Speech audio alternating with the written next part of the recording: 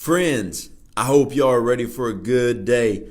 I got a word that is going to help you so much. This word is about to encourage you. There's so many people out there in the body of Christ that just need to be encouraged. Well, I'm coming to you today with the word that is really going to help you. It's going to encourage you. It's going to equip you. And I don't know what social media form you're watching this on, YouTube, Facebook, but this is going to be a word that is going to help you. It's going to challenge you. It's going to strengthen you, and it's going to give you the strength to keep going. Now, I want to talk to you today about the next chapter.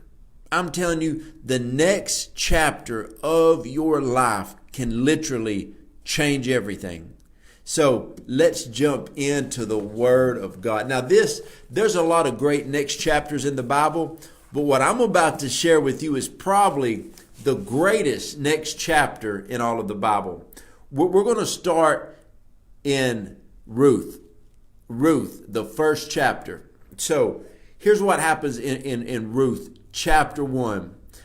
The story is based around 6 people in the first chapter. Elimelech, his wife Naomi, they had 2 sons, and they had 2 daughter-in-laws, 2 young ladies by the name of Ruth and Orpah. Okay, chapter 1, you got 6 people in the story.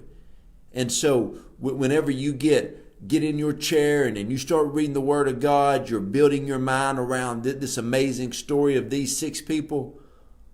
But by the end of chapter 1, there's not 6 people anymore.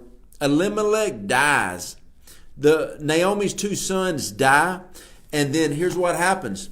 You got Naomi and you got her 2 daughter-in-laws, and you've got Ruth and you got Orpah. And then all of a sudden Orpah says, we're from a different land. I'm going back to where I came from. So Ruth was sitting there saying, what should I do? And, Naomi said, you were married to my son, and now he's deceased. You can go back to your homeland as well. But Ruth said no. And then all of a sudden, you got to realize this. The husband was gone. The 2 sons are gone. And so therefore, where they were at geographically, where they were, if the men are gone, it's pretty desolate for the ladies there. And so Naomi said, I'm old. I don't have any money. I really don't know what I'm going to do. My husband's gone. I just lost everything. But Ruth said, I'm going to stick it out with you. See, sometimes in life, if you stick it out with some people that have nothing, it's all going to change later on in life. What happens is a lot of times people like to look at the here and now. They like to look out of the natural eye, but they really don't use their character and their integrity to focus in on what God is doing, because see, they don't see the next chapter. Okay? Now, I got to show you something. I got to show you something about the next chapter. Okay? So, Ruth chapter 1, 6 people. 3 die. 1 moves off. Next chapter.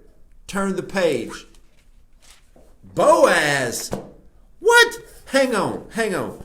So, 1 page before, 1 chapter, complete just brokenness. Naomi's husband and 2 kids died.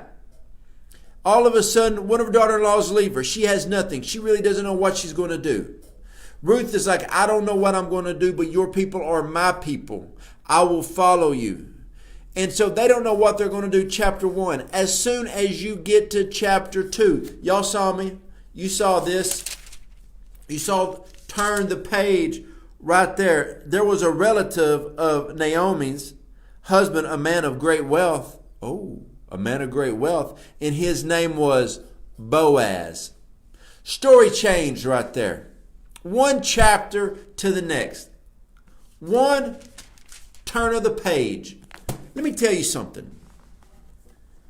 If you could see the next chapter that God was writing in your story, it would change your mindset. It would change everything about what you were doing. Recently, in a time of prayer, I was seeking the Lord, and this is what the Lord kept telling me. Position yourself for the purpose that I have for you. See, a lot of times what happens is we don't position ourselves for the next chapter of our life. I was talking to my daughters the other day, and one of my daughters was like, Dad, these kids that we're going to junior high with, the one was in high school with, Dad, they don't think what they're going to do after high school. They're only thinking about right now. They're thinking about their popularity. They're not even thinking about, what is coming after high school. But they don't have a vision past right now. What you got to understand is Ruth was walking in extreme character and in extreme integrity. And she said, I will honor you. I will help you, Naomi. I will bless you. And this is what she said before Boaz ever came on the scene. She said, your people will be my people. She didn't even realize that Naomi's people was Boaz. She didn't even realize that he was the one that owned the field that she was about to go glean from. See, what you got to understand is there's a lot of times that you're in desolation, where everything looks hopeless, when things look hard, and you're frustrated, and you're looking in the natural.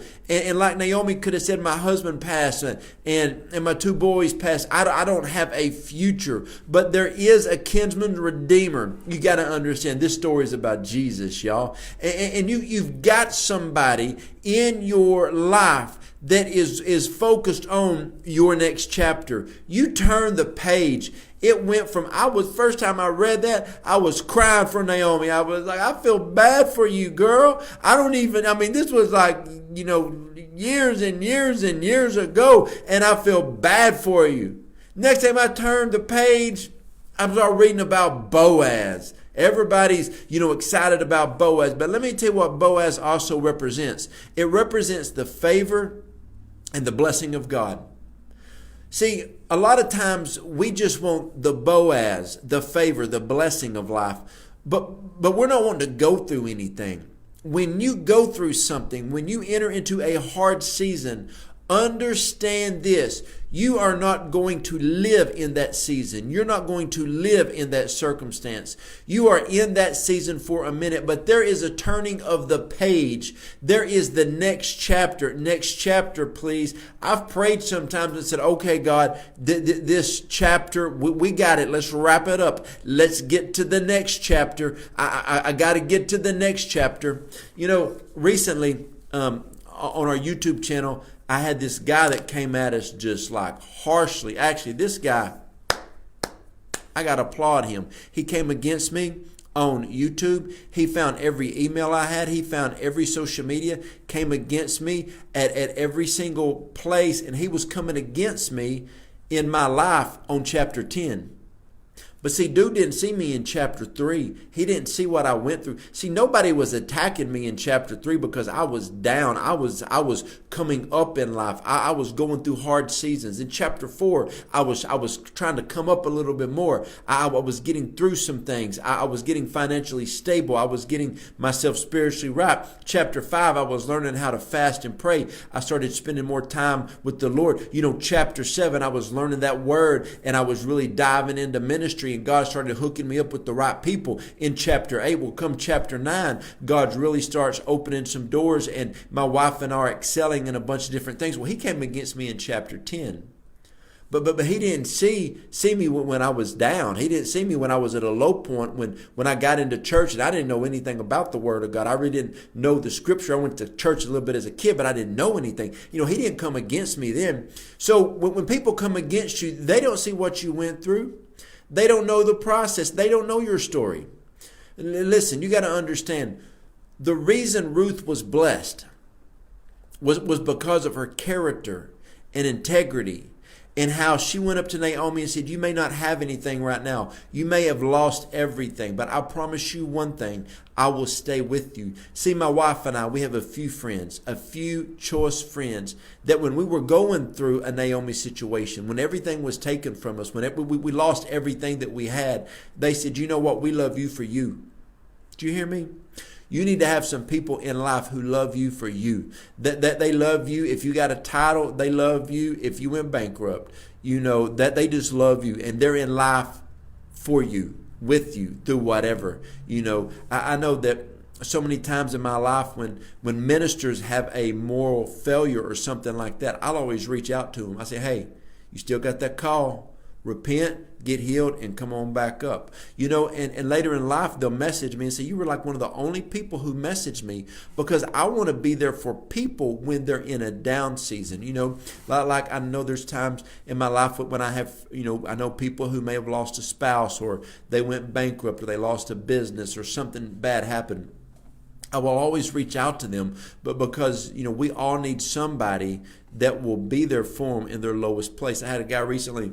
He told me, he said, Joe, in my lowest point in life, he said, one person reached out to me and said, you're going to be okay, and it was you. One person reached out to me one day and gave me a prophetic word. It was you. Another guy reached out to me one time and said, you need to restart your ministry, and it was you. He said, you were the only one that reached out to me. But because a lot of times we go through seasons that everything's just ripped out from under us. Desolation, just things happen, calamity hits us, and then a lot of people will leave. Those aren't your people. See, you need to have people in life that will love you at seed form. That's called chapter 1. When you find people that will love you at seed form, you have friends, you have some close people in your life. Now, everybody can love you when you're fruitful. Everybody can love you when you're doing something great. But God's looking for people who will run with people who love them in seed form. That's why I love encouraging people to do great things. So the thing about this story, chapter 1, it looked bad. Now understand this. We like the story of Boaz, but Ruth, Naomi, had to lose everything. See, we don't like to look at it like that. They're like, oh, Boaz came on the scene. Yeah, but they lost everything else they had before they could get to Boaz. See, a lot of times we're not willing to lose everything. A lot of times we're not willing to walk away from something to gain something else. Almost every time in my life, God has spoken to my wife and I about making a big step. He didn't promise us something. There was no carrot dangling on a stick that we could grab. No, he just said step out. And when we stepped out, we didn't step out on anything besides the word of God. Years later, my wife and I were talking the other day about we stepped out on something recently, and what we stepped out to was what we knew the Lord was leading us to, and there was nothing for 18 months. There was nothing for 18 months. I remember I stepped out about 6 years ago on something. I didn't step out into anything, but it evolved into what God wanted. About 3 years ago, I stepped out into something and there was nothing there. I just stepped out, and it was a chapter 1, like, God, what am I going to do? As a man, when you got a wife and 3 kids and you step out, you're like, God, I heard you. I know you, God. You've got to make a way, and I'm going to stay in there with you. And what happened is when Ruth had the tenacity to stay in there with Naomi, listen to me, she stayed in there with Naomi. That's the only way she was connected to Boaz. I hope you got that. Is anybody getting this today? Are you understanding what I'm saying?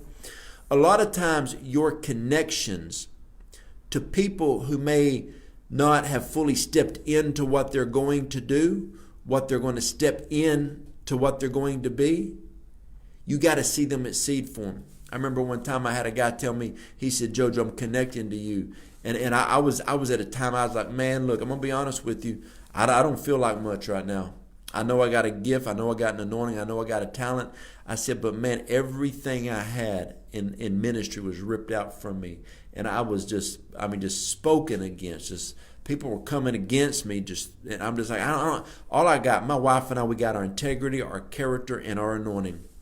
And I had a lot of people call me and say, hey, you know what? I'll run with you. I'll stay in there with you, man, because there's something. And I tell you what, when you have a moment like that, like Ruth and Naomi, they didn't do anything wrong, but all of a sudden everything changed in their life, and they had to make a decision: am I going to give up, or am I going to keep going? But as they kept going, God prepared something. He had Boaz blessed, and there was a field, and then Ruth came in and she started gleaning in the exact field she started gleaning in. She actually began to own the field at a later date. See, sometimes you're asking God for your breakthrough and your miracle, and it is very close to you. Geographically, that field was very close to her. She was put in that field by the Lord, and then all of a sudden, Favor was shown upon her. She had the favor of God upon her. See, your favor is right around the corner. I mean, the blessing of God is so close to you. If you could understand how close the favor and the blessing of God is, it would change everything. And like I said, it was only one chapter. It wasn't chapter 1, chapter 18. No, it was chapter 1 to chapter 2. Chapter 2, it started off.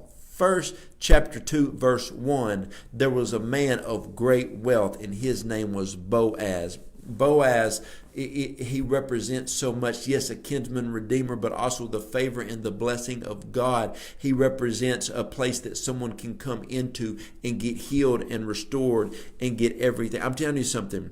One of the currencies of heaven is character and integrity. My God understands character and integrity. My God loves that. I'll tell you what.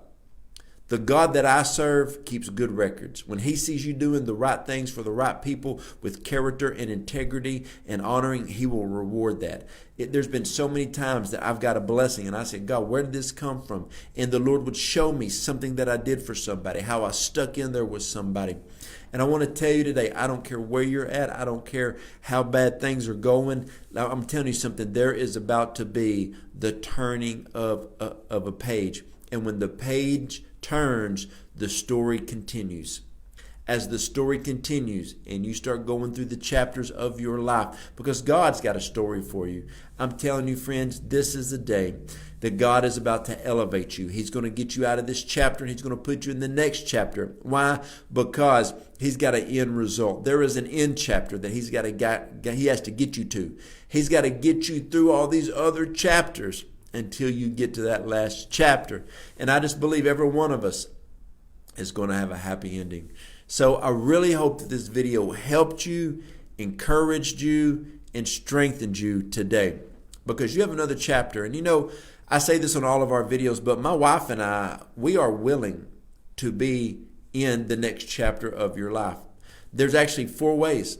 You go to my website, jojodawson.net. Somebody type that in the comment box, please. jojodawson.net. Go to contact. 4 things. Starting in October, I'm doing a Wednesday mentoring called The Flow. The Flow. What's the flow? The flow. I'm going to teach you how to flow in what God has called you to. My wife and I, we have found a rhythm of life. It is the greatest thing. I never knew I could feel like this in life. We found a rhythm of life. In marriage, 3 kids. Listen, y'all. 3 kids in 3 different schools.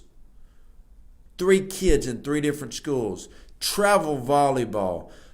Ministries, businesses, all this other stuff we have going on. We found a flow to life, how to do it. When you get in that flow to life, it changes everything. I want to teach you how to steward your prophetic words, how to steward the things of the Lord. So in October, we're going to start that. Go. It's $25. It's going to be a mentoring. You'll have interaction with us. It's going to be good.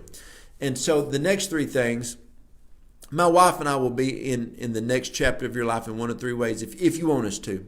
1, prayer. When you go to our website, jojodawson.net, you hit contact, we have a place that you can send us prayer requests. The next one, health coaching. I love being a health coach. I never thought I would, but my wife and I love being health coaches. And to the ladies, my wife talks to the people that are in our health coaching family every single week. On Wednesday, that's her day. She talks to every single person every single week. And we get in there with you, help you lose radical weight, gain energy, and regain your health. The third one is Roar Apostolic Family. We got people like myself, my wife, Apostle Jeannie Cooper. We have Jeff McFarland, Michelle McFarland. And the 5 of us do different videos, different posts on there to get the people stirred up, excited about what God's doing in their life. And we do trainings and different things to get them moving forward in the Lord. So, if you need somebody to be in the next chapter of your life, we would be honored to. Hope this helped you and encouraged you today.